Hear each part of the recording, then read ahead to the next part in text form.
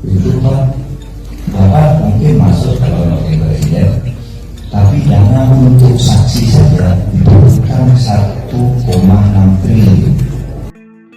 Calon Wakil Presiden nomor urut 3, Mahfud MD, belak-belakan pernah ditawari posisi jadi calon Wakil Presiden dari partai tertentu. Namun, ia diminta bayar 1,6 triliun rupiah. Hal tersebut dikatakan Mahfud saat mengisi acara Holako Kebangsaan yang dihadiri ratusan ulama dan santri di Pondok Pesantren Matlaul Anwar atau Mal Numeres, Kabupaten Pandeglang, Jumat 1 Desember 2023. Saat itu, Mahfud mendapat pertanyaan dari kiai yang jadi peserta. Ia bertanya mengenai posisi Mahfud sebagai cawapres yang bukan dari hasil meminta posisi tersebut.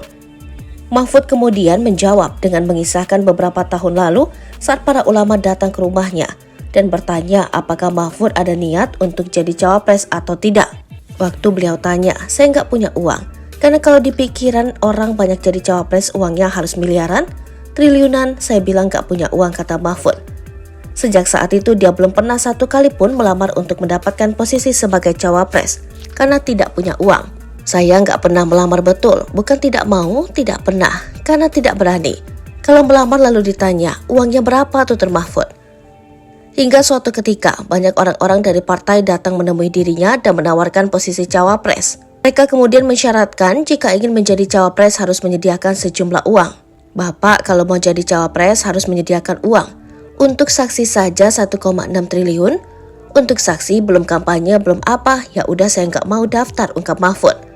Setelah itu Mahfud kemudian menceritakan soal tawaran yang datang dari PDIP agar Mahfud mendampingi Ganjar Pranowo di Pilpres 2024.